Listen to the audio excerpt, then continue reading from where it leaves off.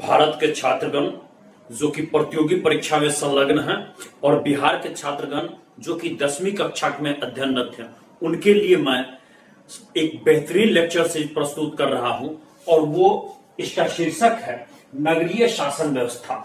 नगर पंचायत के भी तहत इसका अध्ययन करते हैं।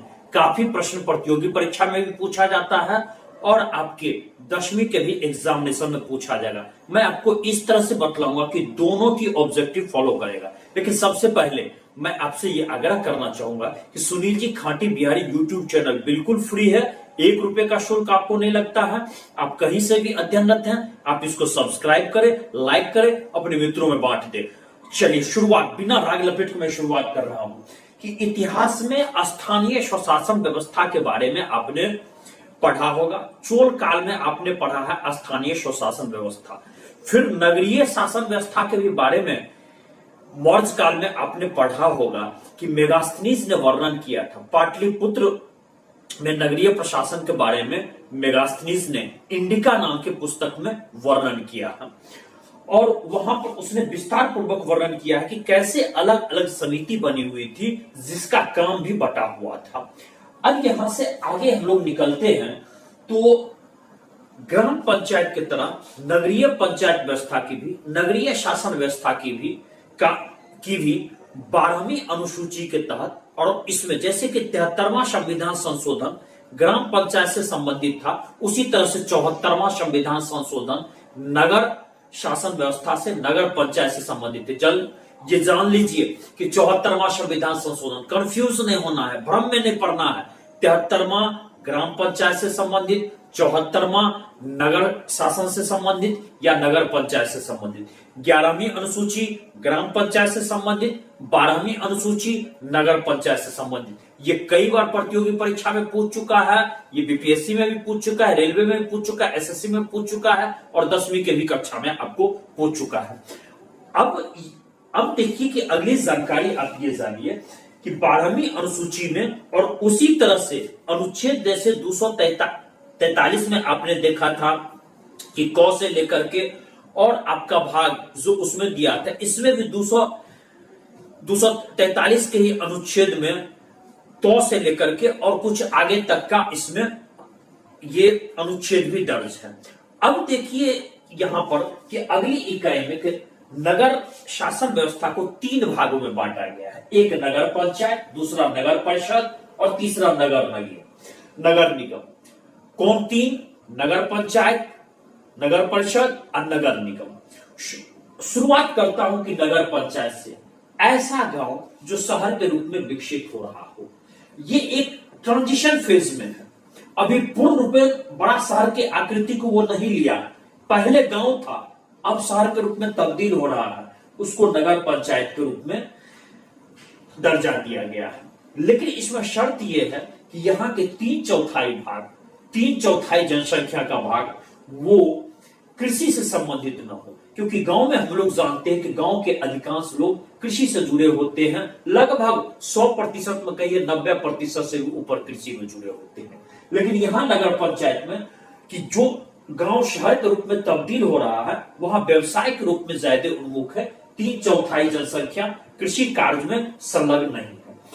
अब इसमें हम लोग देखते हैं कि कृषि कार्य में संलग्न नहीं हो। फिर चलते हैं कि नगर पंचायत में वार्ड के रूप में बटा होता है। नगर पंचायत में कम से कम 10 वार्ड हो सकता है और अधिक से अधिक 37 वार्ड हो सकता है। ये कम से कम कितना? 10, अधिक से अधिक कितना? 37। याद रखेंगे, ये प्रश्न कई बार पूछ चुका है, आता है और आएगा। उसके बाद नगर पंचायत में प्रत्येक वार्ड से एक वार्ड कमिश्नर के रूप में चुना जाता है और वो वार्ड कमिश्नर जब चुने जाते हैं तो फिर बैठक करके एक अध्यक्ष और एक उपाध्यक्ष को चुनते हैं। उसके इसी में कई जगह अब इसमें छुपाना नहीं चाहूंगा, इसमें पैसे की भी खेल होती है, इसमें पैसे का भी चलन आ गया है, भ्रष्टाचार का भी खेल होने लगा है, जो नहीं होनी चाहिए। तो एक अध्यक्ष और एक उपाध्यक्ष ये होता है जिसका काम है नगर पंचायत की व्यवस्था की देखरेख करना। अगला जो हम लोग देखते हैं कि इससे बड़े शहर के लिए नगर परिषद का उल्लेख है। नगर परिषद कि जो बड़ा आकार का शहर की ओर, अभी पूर्ण बड़ा नहीं हुआ, मध्यम आकार का शहर बन चुका है, वहां पर नगर परिषद का गठन किया जाता है। यहां भी शर्त यह है, और इसके लिए जनसंख्या 2 से 3 लाख के लगभग होना चाहिए। 2 से 3 लाख के लगभग जनसंख्या को नगर परिषद में हम लोग बांट करके रखते हैं, और नगर परिषद के रूप में उसको दर्जा देती है राज्य सरकार। और नगर परिषद के रूप में बांटते नहीं है, बल्कि नगर परिषद में कई वार्ड के रूप में बंटा होता है। और नगर परिषद में भी है कि इसकी भी 3/4 जनसंख्या ये कृषि पर आधारित नहीं होनी चाहिए, बल्कि ये व्यवसाय से, बिजनेस से, उद्योग से, इन सबसे संबंधित होनी चाहिए। इसमें भी, और इसका घनत्व सघन होनी चाहिए। 400 व्यक्ति प्रति वर्ग किलोमीटर से इसमें ज्यादा इसमें जनसंख्या का सघनता होनी चाहिए। कितना? 400, ये याद रखिएगा, प्रति वर्ग किलोमीटर। अब नगर परिषद का जो मुख्य अंग होता है वो होता है, एक नगर परिषद, दूसरा है समितियां, तीसरा है अध्यक्ष और उपाध्यक्ष, और चौथा है कार्यपालक पदाधिकारी।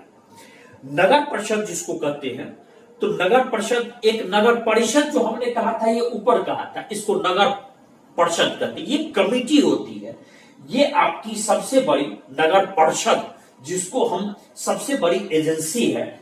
इस एजेंसी में इसके सदस्य जितने भी वार्ड होते हैं, वहां से जो जीत करके आते हैं, जिसको वार्ड कमिश्नर भी कहते हैं, वो वार्ड कमिश्नर इसमें सदस्य होते हैं। नगर परिषद में मिनिमम कम से कम 10 होना चाहिए। वार्ड कमिश्नर अधिक से अधिक 40 हो सकता है। और वार्ड कमिश्नर का कार्यकाल 5 वर्ष का होता है, बशर्ते बीच में कोई मरे नहीं, बशर्ते बीच में कोई त्याग पत्र नहीं दे। 5 वर्ष का उसका, फिर अगला चुनाव होगा, फिर अगला चुना जाएगा। हाँ, वही दोबारा चुना जाए तो अलग बात है। ये 5 वर्ष के लिए होता है। और इसमें भी एक अध्यक्ष और एक उपाध्यक्ष, वही वार्ड कमिश्नर जो चुने जाते हैं, वो अपने में से एक व्यक्ति को चुनते हैं अध्यक्ष के रूप में और एक को उपाध्यक्ष के रूप में। यहां भी मैं आपको छुपाऊंगा नहीं, यहां भी मैं आपको भ्रम में नहीं रखूंगा, यहां पर भी भ्रष्टाचार का होता है। भ्रष्टाचार का नहीं होना चाहिए। खरीद फरोख्त होती है, वार्ड कमिश्नर को खरीद लिया जाता है 2-2 लाख 3-3 लाख में, लेकिन ये चीज गलत है। ये चीज टेबुल के या पर्दे के पीछे होता है, बिल्कुल गलत है। इसको रोकना चाहिए। अब तो बहुत सरकार कह रही है कि अध्यक्ष और उपाध्यक्ष का चुनाव डायरेक्ट करना चाहिए, ताकि ये भ्रष्टाचार रुक जाए। तो इसमें, और नगर परिषद जो होता है उसमें अध्यक्ष और उपाध्यक्ष को जब चुन लिया जाता है, तो सब मेंबर, जितने भी वार्ड कमिश्नर हैं, अध्यक्ष और उपाध्यक्ष, ये महीना में 1 बार बैठक मिनिमम होनी चाहिए। हालांकि ये भी मैं आपको बतलाता हूं, कोई छुपी हुई बात नहीं है कि कई बार तो बैठक आपको कागज पर ही कर लिया जाता है। गलत है।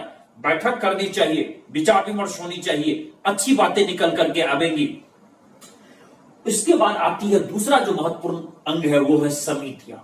समितियां नगर परिषद के कार्य को सुचारू रूप से करने के लिए नगर परिषद में कई समितियां बनाई जाती है। समिति में 3 से 6 मेंबर होते हैं, और इसको अध्यक्ष ही गठित करता है। और उस समिति में जैसे कि शिक्षा समिति हुआ, जन स्वास्थ्य समिति हुआ, वित्त समिति हुआ, ये सब समितियां अलग अलग क्षेत्र से अपने जो विशिष्ट क्षेत्र है उस पर विचार देती हैं, उस पर जानकारी देती हैं, उस पर अपना स्पेशल जो है उनका मंतव्य वो देती है, ताकि कैसे नगर परिषद का काम अच्छा ढंग से हो। तो ये बनाया जाता है कि अलग अलग हमने 3 से 6 मेंबर का काम सुपुर्द कर दिया, ताकि उस पर वो और भी अधिक ध्यान दे।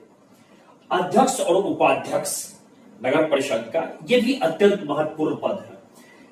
इसका भी चुनाव 5 वर्ष के लिए किया जाता है, लेकिन कभी कभी क्या होता है, अविश्वास प्रस्ताव भी ले आता है, जो कि इसके बाद फिर अविश्वास प्रस्ताव पारित हो या ना पारित हो, या कोई यदि रिजाइन दे दिया तो फिर नया चुना जाता है। लेकिन आमतौर पर एक बार अध्यक्ष और उपाध्यक्ष मनोनीत करने पर वो 5 वर्ष तक रह सकता है, जब तक उसको विश्वास मत प्राप्त है उसके। और ये मुख्य पार्षद जो है अपने शहर का प्रथम नागरिक होता है। यदि कोई बाहर का व्यक्ति आते हैं, महत्वपूर्ण व्यक्ति आते हैं, तो मुख्य मुख्य पार्षद ही कहेंगे या इसको हम कहेंगे अध्यक्ष ही कहेंगे, वो उसको स्वागत करता है और शहर का प्रथम मेंबर मुख्य पार्षद ही होता है। अध्यक्ष के अनुपस्थिति में काम उपाध्यक्ष देखेगा और अध्यक्ष है तब तो कोई बात ही नहीं। इसके बाद तो कह सकते हैं कि इसकी बहुत महत्वपूर्ण भूमिका होती है अध्यक्ष की। इसके बाद एक कार्यपालक पदाधिकारी होता है, ये सरकार द्वारा नियुक्त की जाती है, स्टेट गवर्नमेंट देती है। स्टेट गवर्नमेंट अपने तरफ से जो कि परमानेंट कमीशन से आता है और ये कार्यपालक पदाधिकारी होता है। और इसके अंदर में और भी कई पदाधिकारी होते हैं, जैसे स्वास्थ्य अधिकारी हुए, इसके बाद शिक्षा निरीक्षक हो गए, कनीय अभियंता हो गए, इंजीनियर जिसको कहते हैं, असिस्टेंट इंजीनियर हुए।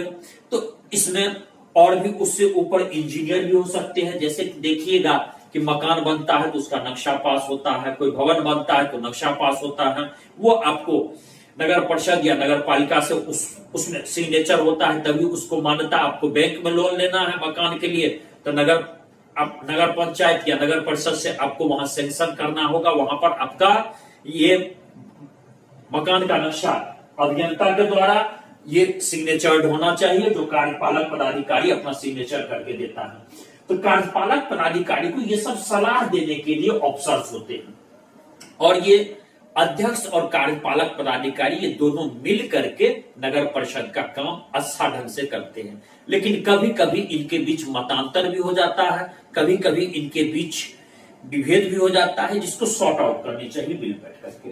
अब नगर परिषद के कार्य दो तरह के हैं, एक है अनिवार्य और दूसरा ऐच्छिक। अनिवार्य जो कि एसेंशियल है, वो करना ही करना है। ऐच्छिक अर्थात कि यदि उसके पास पैसे हों, उसके पास यदि आर्थिक शक्ति होगी, यदि उसके पास ऊपर से अच्छा कह सकते हैं कि उनके पास पैसे का अरेंजमेंट है, इच्छा शक्ति है, तब वो ऐच्छिक कार्य को पूरा करते हैं। अनिवार्य कार्य में हुआ जैसे नाली का सफाई करना, रोड की सफाई करना, रोड स्ट्रीट लाइट की व्यवस्था करना, उद्यान की सफाई करना, गंदगी को हटाना, शौचालय को सफाई करवाना, जो सामूहिक शौचालय है। तो ये सब हुआ जिसको कहते हैं कि अनिवार्य होना ही होना चाहिए। दूसरा ऐच्छिक हुआ जैसे रोड बनवाना, नाली बनवाना, जैसे कि स्ट्रीट लाइट लगवाना, जैसे कि शौचालय बनवाना, नगर में पार्क बनवाना, कई तरह की कार्य। लेकिन इन सब के लिए बनाने के लिए क्या होनी चाहिए? आर्थिक शक्ति होनी चाहिए। आर्थिक शक्ति नहीं होगी तो नहीं बना पाएगा। और यह आर्थिक शक्ति मूलतः होता है कि सरकार की तरफ से जो अनुदान मिलता है वही मूलभूत शक्ति का काम करता है। हालांकि ये अपने भी कुछ टैक्स लगाते हैं, जैसे गाड़ी घोड़ा पर टैक्स लगाते हैं, शहर में कोई एंट्री लेता हो उस पर टैक्स लगाते हैं, टेम्पू पर, बस पर, इस पर टैक्स लगाते हैं, या कोई सामान यदि शहर से खरीद करके बाहर जाता है तो उस पर टैक्स लगाते हैं, साइकिल पर, रिक्शा पर पास लगाने का भी टैक्स होता है। ये सब होता है टैक्स, लेकिन मूल रूप से सरकार के द्वारा प्राप्त अनुदान ही इसका मुख्य रूप से आर्थिक शक्ति होती है। अब नगर निगम कहते हैं कि बड़े बड़े नगर में ये नगर निगम कार्य करता है जहां की जनसंख्या 3 लाख से अधिक हो। ये भी पूछता है कितना से अधिक, 3 लाख से अधिक, इस याद रखेंगे, वहां पर नगर निगम कार्य करता है। नगर निगम सबसे पहले 1688 में चेन्नई में बना था। ये उसमें अंग्रेज का ही काल था, अंग्रेज ने ही इसको गठित किया था, चेन्नई में पहला नगर निगम की स्थापना। उसके बाद एक प्रश्न ये भी पूछता है, बीपीएससी में पूछा था कि पटना में नगर निगम कब बना था? 1952 ईस्वी में, 1952 में नगर निगम बना था पटना में। इसके बाद और भी कई जगह है, गया में है, बिहार शरीफ में है, दरभंगा में है, मुजफ्फरपुर में है, भागलपुर में है, कई जगह आपको और भी बनाए गए हैं। तो ये नगर निगम का, और बाद में सरकार कभी कभी उसको इम्प्रोवाइज भी करती है, जैसे कि कोई नगर परिषद है, जनसंख्या ज्यादा हो गया और विकसित हो गया और बड़ा हो गया तो नगर परिषद को नगर निगम में कन्वर्ट कर देती है और नगर पंचायत को नगर परिषद में कन्वर्ट कर देती है। तो नगर निगम में न्यूनतम 37 नगर जिसको कहते हैं वार्ड कमिश्नर होते हैं, या नगर के जो है जिसको नगर आयुक्त कहते हैं। इसके बाद वार्ड की संख्या मिनिमम 37 और अधिकतम 75 हो सकती है। मिनिमम कितनी? 37, अधिकतम कितनी? 75। याद रखिएगा, नहीं याद रखिएगा सुनील जी खांटी बिहारी मारेगा 10 गिनेगा 1। इसके बाद देखिए पटना में सबसे अधिक है 72, 72, गया में 35, भागलपुर में 51, दरभंगा मुजफ्फरपुर में 48 और आरा में 45। अलग अलग जगह अलग अलग है जी, वो जनसंख्या पर निर्भर करता है, उसके आकार पर निर्भर करता है, विस्तार पर निर्भर करता है। ये निगम के प्रमुख जो अंग है वो है निगम परिषद, सशक्त स्थानीय समिति, परामर्शदात्री समिति और नगर आयुक्त।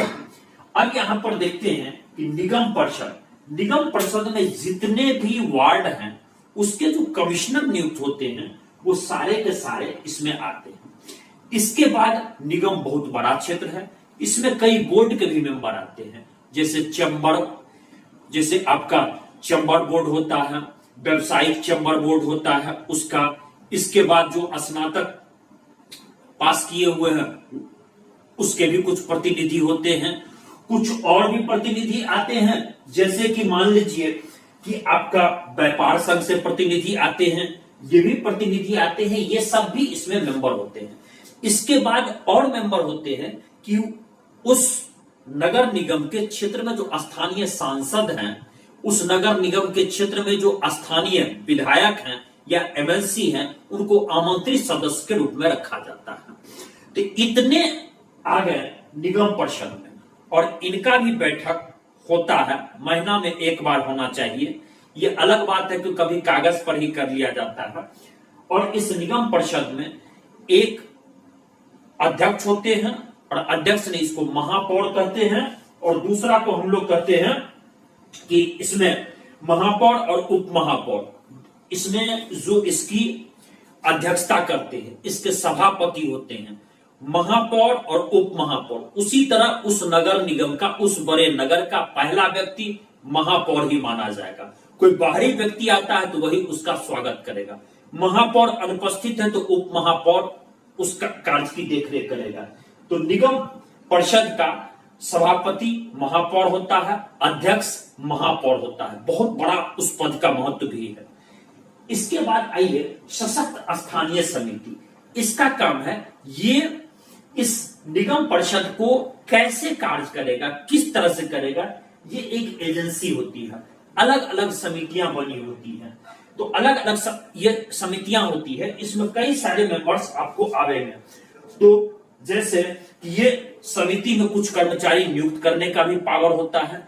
ये समिति इसको निगम परिषद को गाइडलाइन देती है, निगम परिषद को एक तरह से दिशा निर्देश भी देती है, इसको नियंत्रित भी रखती है। तो नियंत्रित भी रखती है, लेकिन इसकी भी अध्यक्षता महापौर ही करते हैं।